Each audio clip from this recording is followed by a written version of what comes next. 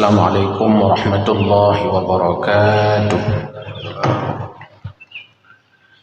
Alhamdulillah wassalatu wassalamu ala Rasulillah wa ala alihi wa sahbihi wa mawalah. Allahumma subhanaka la ilma lana illa ma 'allamtana innaka antal alimul hakim. Rabbana zidna ilma warzuqna fahma. Rabbi shrah li sadri wa yassir li amri wahlul 'uqdatam min lisani yafqahu qawli bi rahmatika ya arhamar rahimin. Bapak Ibu hadirin wal hadirat, jamaah salat subuh yang dimuliakan Allah Subhanahu wa taala. Kita lanjutkan pengajian kita Babul Hirsi wa Tulil Amali. Satu bab yang menjelaskan tentang sifat rakus wa tulil amal dan panjang angan-angan.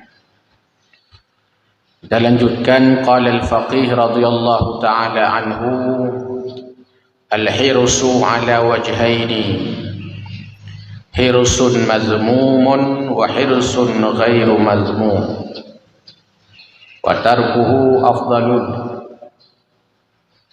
Fal-hirsu alladhi huwa mazmum fahuwa an yashghalahu an adai awamirillahi ta'ala aw turidu jam'al mal litakathuri wattafakhuri. Wa amma alladhi huwa ghairu madhmum fahuwa an la yatruk syai'an min awamirillahi ta'ala liajali jam'al mal wa la yuridu bihi at-tafakhur fahadha ghairu madhmum. Lianna ashabar rasul sallallahu alaihi wasallam kana ba'dahum yajma'ul mal wa lam yunkiru alaihim Rasul sallallahu alaihi wasallam. Al-Faqih Abu Lid As-Samarqandi, semoga Allah meridainya, mengatakan al-hirsu ala wajhaini,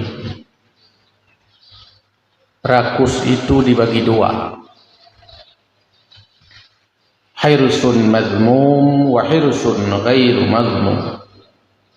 Ada rakus yang tercela dan ada rakus yang tidak tercela. Wa tarkuhu afdal, meninggalkannya lebih utama. Fal hirsul ladzi, maka bermula rakus yang huwa mazmum, yang dianya itu tercela. Rakus yang tercela itu adalah fahuwa, maka dianya ayyashghalahu an adai awamirillahi ta'ala. Dianya itu manusia-manusia yang rakus meninggalkan akan kewajiban-kewajibannya kepada Allah Subhanahu wa ta'ala, au turidu jam'al mal, atau menginginkan untuk mengumpulkan harta yang tujuan pengumpulannya itu adalah litakathuri, untuk membanyak-banyakkan harta, bermegah-megahan dengan harta. Wattafakhur, setelah mengumpulkan harta sebanyak-banyaknya, kemudian bermegah-megahan, memamerkan harta yang ia miliki. Itu namanya hirsun, rakus. Jadi kalau kita melihat pandangan dari Abu Lid As-Samarqandi, bahwa orang rakus itu adalah orang-orang yang meninggalkan kewajibannya, meninggalkan perintah Allah Subhanahu wa ta'ala, sehingga dia menyibukkan diri dengan mencari dunianya, mencari hartanya, mencari rezekinya, tapi ia lupa kepada Allah Subhanahu wa taala. Itu orang rakus. Kewajiban-kewajibannya kepada Allah Subhanahu wa taala ia tinggalkan demi untuk memperoleh kehidupan dunianya. Ini rakus yang tercela. Atau orang-orang yang mengumpulkan harta sebanyak-banyaknya dengan tujuan adalah litakatsur, supaya hartanya bertambah banyak, kemudian dia kehidupannya hanya untuk memamerkan, membangga-banggakan harta yang ia punya. Itu kriterianya rakus yang tercela. Maka dalam Al-Quran, ayat yang populer, Allah Subhanahu wa taala mengatakan, alhaakumut takatsur. Manusia ini senang bermegah-megahan, senang membangga-banggakan apa yang ia punya. At-takatsur. Baru selesai habis, tidak lagi membangga-banggakan apa yang ia punya, tidak lagi membangga-banggakan harta yang ia miliki, hatta zurtumul maqabir. Sampai ia masuk ke alam kubur, sampai dia dimasukkan ke dalam tanah. Pada saat orang masuk ke dalam tanah, pada saat itulah baru selesai, baru habis, baru berakhir keinginannya itu untuk bermegah-megahan, at-takatsur wat-tafakhur. Dalam ayat yang lain Allah firmankan pula, pada saat Allah Subhanahu wa taala memberikan harta kepadanya, Allah berikan emas dan perak untuknya, Allah berikan keturunan kepadanya, Allah berikan unta-unta pilihan kepadanya, yakni hari ini kendaraan-kendaraan yang mewah. Semua itu digunakan adalah untuk memamerkan, membangga-banggakan di hadapan orang lain. Ini rakus.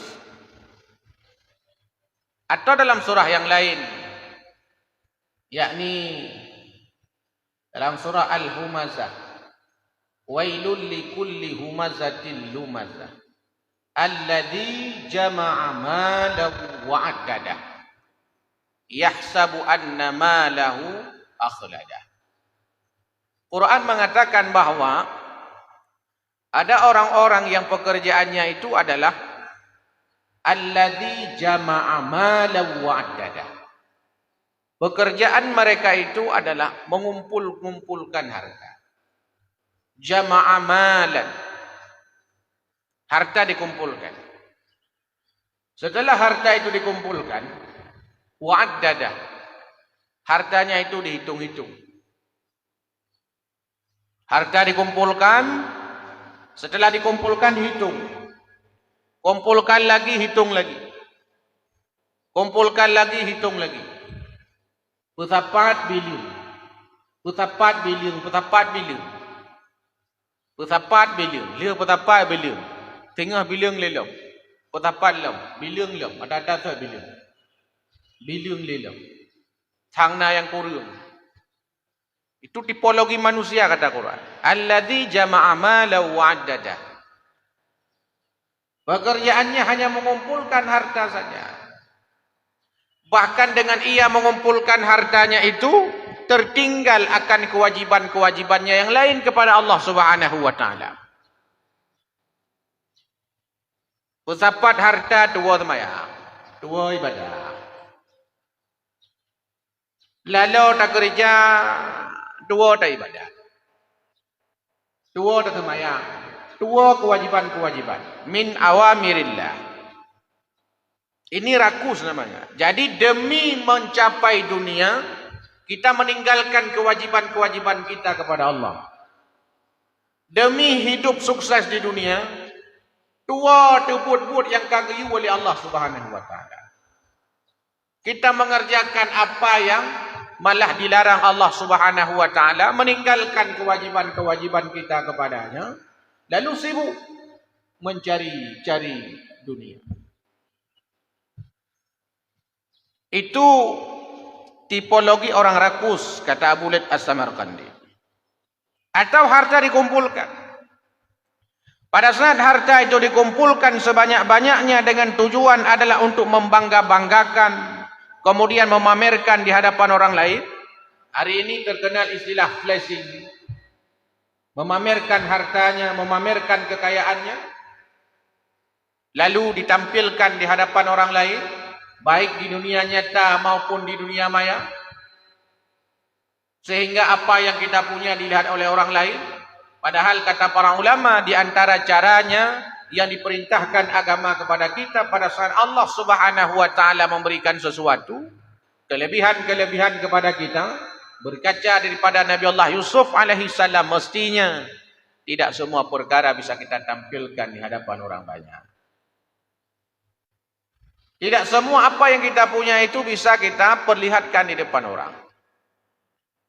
Kenapa? Karena di sanalah nanti akan muncul orang-orang yang dengki kepada kita.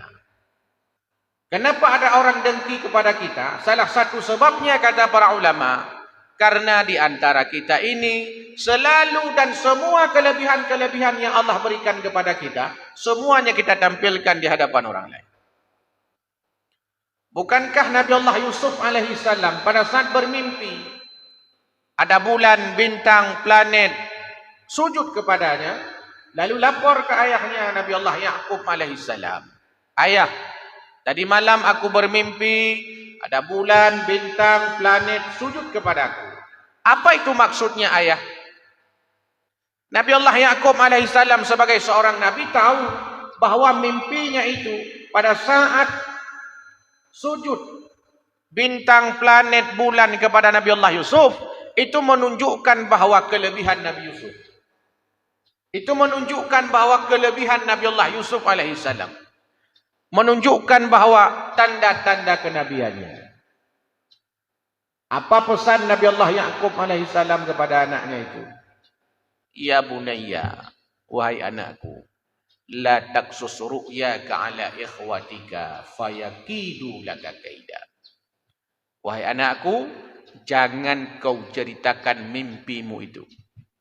Jangan kau ceritakan kelebihanmu itu kepada abang-abangmu, kepada saudara-saudaramu, karena mereka akan dengki kepadamu, lalu akan mencelakakanmu. Ini ibarah yang bisa dipetik daripada ayat itu. Maka tipe seperti ini, kata Abu Laith As-Samarqandi, huwa mazmum. Dianya itu adalah rakus yang tercela. Wa amma alladhi huwa ghairu mazmum fahuwa alla yatruka syai'an min awamirillah ta'ala. Dan adapun dianya itu yang bukan daripada rakus yang tercela adalah orang-orang yang tidak pernah meninggalkan sesuatu daripada perintah Allah Subhanahu wa taala. Pada saat ia mengumpulkan hartanya. Pada saat seseorang mengumpulkan hartanya, tapi dia itu tidak pernah sama sekali meninggalkan sesuatu yang diperintahkan Allah kepadanya, itu tidak rakus. Dan itu bukan rakus yang tercela, kata Abu Laith As-Samarqandi. Tak kerja laju hana pre-pre tapi semayang hana tinggal. Nyan gekun rakus yang tidak tercela, hana masalah. Tak kerja luar biasa, tapi tapeng Masya Allah. Tak usaha luar biasa, tamu dagang luar biasa. Uro malam hana tak piuh-piuh. Tapi watai semayang, tetap bersemayang. Watai bahu jagut, tetap berjagut. Ketika datang kewajiban-kewajiban kepadanya, dia lakukan. Nyan gekun rakus yang tidak tercela.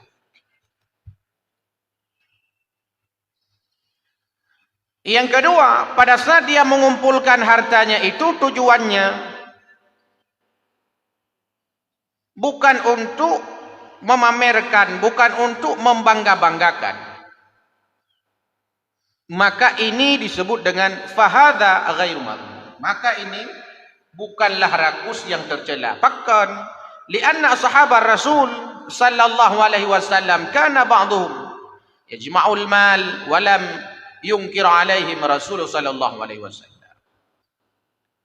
Karena sesungguhnya para sahabat Nabi sallallahu alaihi wasallam, ada sebagian mereka adalah pekerjaannya mengumpul-ngumpulkan harta.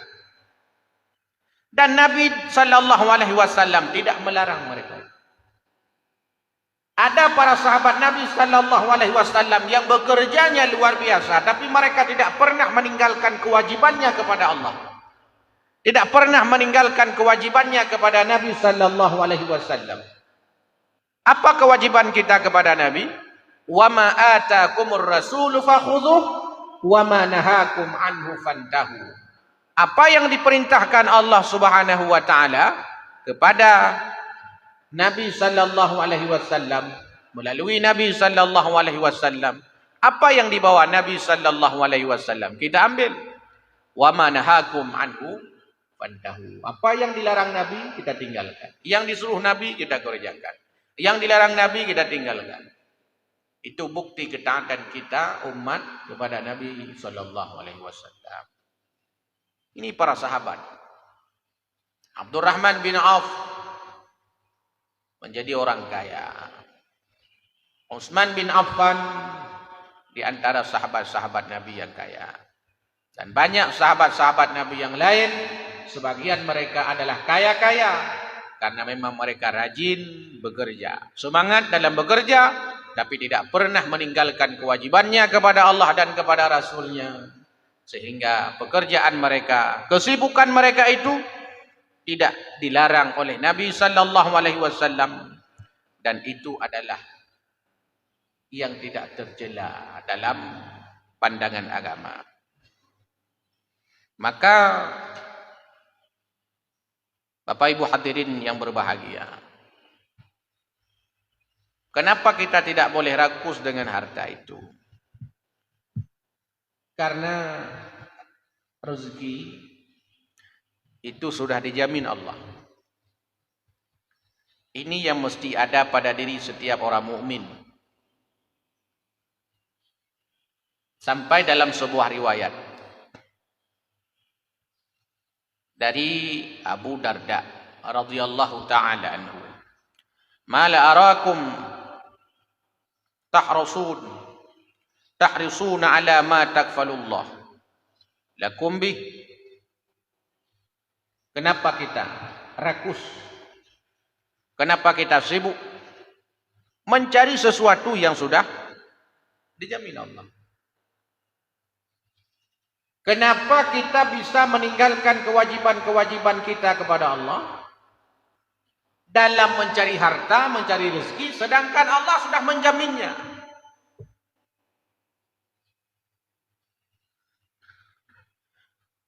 Syuruganya galam na jaminan kegedanyo. Syuruga galam na jaminan kegedanyo. Tapi rezeki kana jaminan. Memang kagak jamin. Hingga Quran mengatakan tidak ada satupun seluruh makhluk melata di muka bumi ini kecuali sudah dijamin rezekinya. Ubena makhluk Allah yang bergerak-gerak, yang udep-udep, yang menjak-jak, yang duduk-duduk, mandumnya kalau kejamin rezeki oleh Allah, mandum kana jaminan. Termasuk tanyo-tanyo mandum kana jaminan rezeki. Kagak jamin. Tapi le manusia malah gelet atas yang kala kejaminnya. Sehingga dua kewajiban-kewajiban kepada Allah Subhanahu wa taala. Kewajibannya kepada Allah dia lupakan untuk mencari sesuatu yang sudah dijamin. Untuk mencari sesuatu yang kana jaminan. Sedangkan sesuatu yang belum ada jaminan jarang dicari orang. Juruga kagak ada jaminan itu katanya. Tapi nyan ya hana jaminan, nyan ya hana talit katanya. Mestinya ya yang dalam na jaminan, nyan yang boleh talit supaya na jaminan. Ya yang kana jaminan cik, atrati kana jaminan kemudian minta Kenapa kita menyibukkan diri lalu meninggalkan akan kewajiban-kewajiban kita kepada Allah Subhanahu wa taala? Maka seburuk-buruk orang adalah orang yang pada saat diberikan hartanya oleh Allah Subhanahu wa taala, dia meninggalkan salatnya, tidak pernah menunaikan zakatnya, tidak pernah mendengarkan Al-Quran, tidak pernah dia memberi makan orang-orang kecil, tidak pernah mengajak makan orang-orang miskin. Itu seburuk-buruk manusia yang punya harta. Watai kala harta, lalu harta yang dijuk oleh Allah Subhanahu wa taala tidak digunakan untuk mendirikan salat.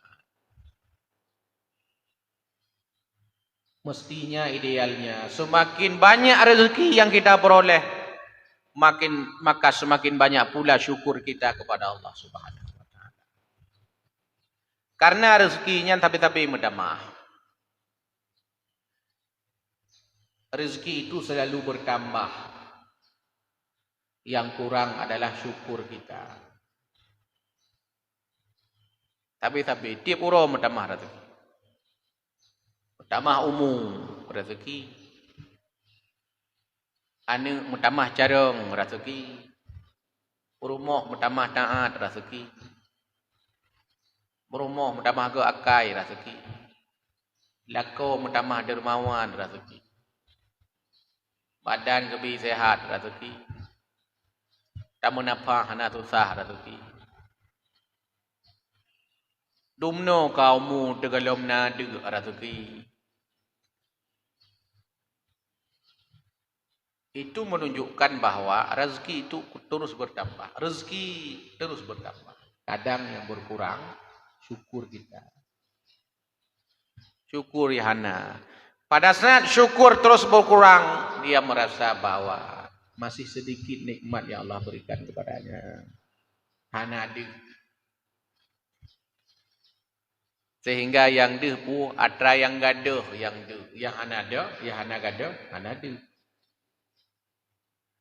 Dah yang di hotel kada. Motor tuna, Honda tuna, rumah tuna, tangan tuna, harta lampu tuna. HP tuna dua boh. Gada sabar. Sabar gada. Yang tu dah yang gadahnya. Gada harta lung. Dah yang gada yang ke yang dehnya yang gada. Ni HP yang ada sabarnya, yang kenyan yang tidak. Par rumah yang raya je tak masya-Allah luar biasa, motor ke bilik Allah. Kadang-kala Honda Pina lengkap yang lain nah, HP gada sabar, nyan yang nadi batanya lain anadi.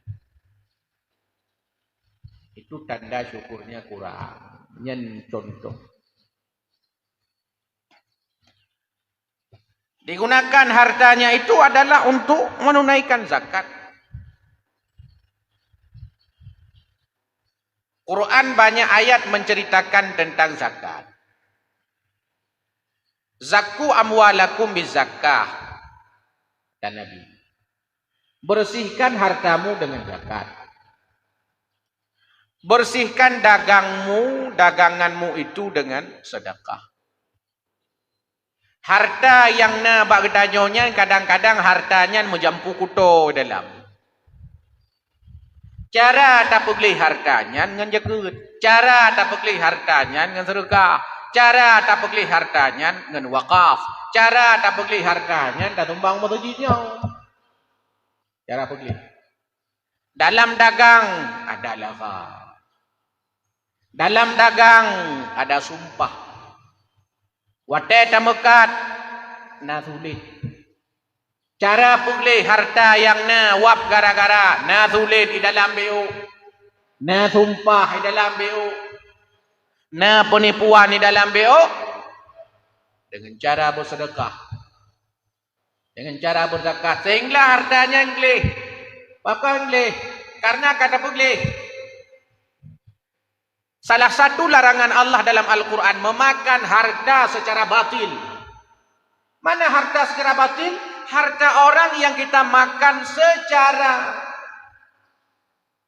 hak kita tanpa kita minta izin kepadanya. Batil. Dah paju harta ni yatim. Paju harta ni yatim batil. Kan hak dia. Paju harta orang gazin batil. Kenapa? Karena itu bukan hak kita. Lalu kita makan. Orang sering berkata, "Au hantam melong paju harta ni yatim. Hantam ko paju hilong harta orang gazin." Wate hana tabuh jakut, wate hantam tamu terukah. Nyai ke dalam harta tanya inan hak urangnya ina. Yang kenya yang dapat jawab. Maka selalu kita katakan pada saat Allah Subhanahu wa taala menceritakan tentang ciri pendusta agama dalam surah Al-Maun, di antara ciri pendusta agama itu adalah orang-orang wala yahuddu ala ta'amil miskin. Orang-orang yang tidak pernah memberikan makan orang miskin. Ta'am.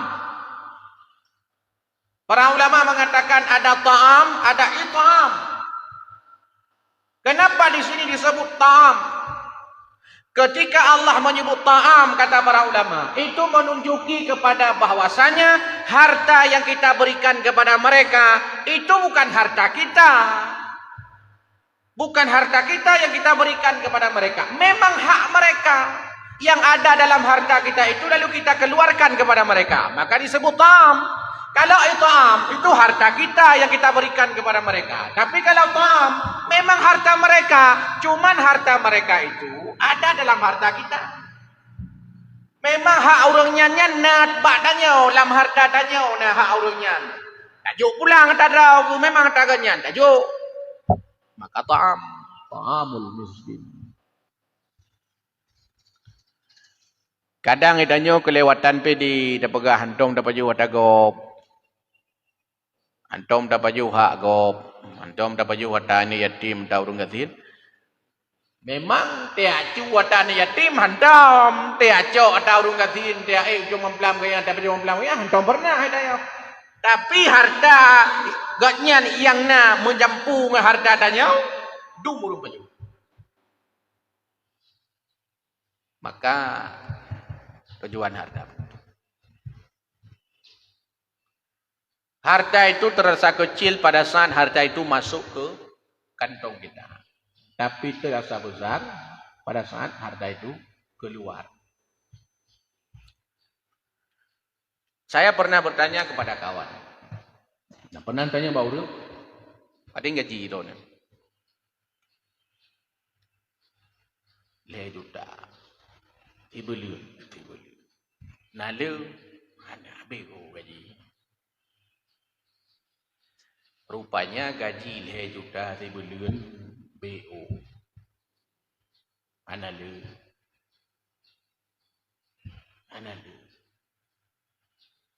Berarti gaji urang kadang le juta tibeliun nyandi gaji baganya. Dit. Tapi sedekah tibeliun terduri baik. Le. Bersedekah sehari sebulan 100.000 itu banyak sekali. Sehingga tahu dengan meriwayat. Tapi gaji benar juta aja, dit. Coba kita lihat. Padahal yang harta kita sesungguhnya yang kita sedekahkan yang 100.000 itu. Yang 2 juta tikurur itu nya ni katanya. Pakon habis. Buktinya dumna yang kabeh ni kala. Dumna yang kabeh ubena harta yang kali tamida ubena kabeh ketal dia kabeh. Miliaran ni tepat. Tapi aci tak fikir-fikir 3 gau detik malam tergelom tak renungkan dumna kata dekat dia. Kadang dumna mu dekala dom urang lah dom tapi hana mandum. Oh tak apa terkah sejak ubud ganyan tapi tuha ganyan kain tuha umum mesti boleh gaji dalamnya. Kan persoalan. Nyanggop tapi kan tanya urus aku selatan meru info memang dermawan tinggi. Buktinya masjid seperti ini. Kanya tanda haji. Palain pada ni kalian mah. Masjid lagi nyo laga. Tinggal kena pelaga alam ke pegali tua betai. Jadi tugas kita untuk merampungkan secara bersama-sama. Bapak Ibu sekalian yang dimuliakan Allah Subhanahu wa taala. Artinya agama ini tidak pernah melarang kita menjadi orang kaya. Agama ini tidak pernah melarang kita untuk bekerja. Bahkan bekerja itu bagian daripada ibadah kepada Allah Subhanahu wa taala. Tapi jangan sampai pada saat kita mencari nafkah, pada saat kita mencari kekayaan, lalu melupakan kewajiban-kewajiban kita kepada Allah. Lalu niat kita mencari itu hanya untuk memamerkan kekayaan di hadapan orang. Ini yang tidak boleh, ini yang terlarang. Tapi selama kita bekerja dengan cara-cara yang baik, dengan cara-cara yang benar, dengan cara-cara yang tidak bertentangan dengan nilai-nilai agama, tidak pernah kita meninggalkan kewajiban kita kepada Allah. Malah harta yang Allah berikan kepada kita, kita gunakan pada tempat yang Allah ridha, Allah cinta, Allah perintahkan. Maka keinginan kita itu adalah keinginan yang luar biasa. Ini dibolehkan dalam agama. Maka Bapak Ibu sekalian yang berbahagia, Abu Lid As-Samarqandi mengajak kita semua supaya kita meninggalkan sifat rakus ini. Rakus terhadap dunia memang sebenarnya lebih baik ditinggalkan dalam pandangan ilmu tasawuf. Tapi pada saat harta itu kita gunakan pada tempat-tempat yang Allah ridha dengan zakat, sedekah dan seterusnya, maka itulah di antara cara orang masuk surga. Nanti ada orang masuk surga karena hartanya, pakon karena kayaknya harta. Ada orang nanti masuk surga dengan kesabarannya, pakon kasihan gitu, tinggal sabar luar biasa. Ada orang nanti masuk surga dengan keadilannya, para pemimpin-pemimpin kita, mereka masuk surga dengan sikap adilnya. Ada orang nanti masuk surga dengan ketaatan kepada suaminya, perempuan-perempuan. Ada orang, ada anak masuk surga dengan ketaat dia kepada orang tuanya. Jadi masuk surga, tamung surganya le jalan. Tinggalina jalan-jalan yang dominan katanya. Mungkin sikap amanah hanya hidup le badannya, sebab katanya mungkin orang biasa. Pemimpin-pemimpin dominan amanah padanya. Begitu pula sebaliknya. Ada orang masuk neraka, orang kaya masuk neraka karena hartanya. Orang miskin masuk neraka karena ketidaksabarannya. Pemimpin masuk neraka gara-gara kezalimannya. Perempuan-perempuan istri-istri masuk neraka gara-gara tidak bisa berterima kasih kepada suaminya. Suami-suami masuk neraka gara-gara tidak pernah memberikan nafkah kepada keluarganya. Jadi banyak jalan menuju Roma kata orang. Maka pentinglah bagi kita memahami hal itu. Saya kira ini sebagai motivasi pagi ini. Wallahu a'lam bishawab wa ilaihil ma'ab. Assalamualaikum warahmatullahi wabarakatuh.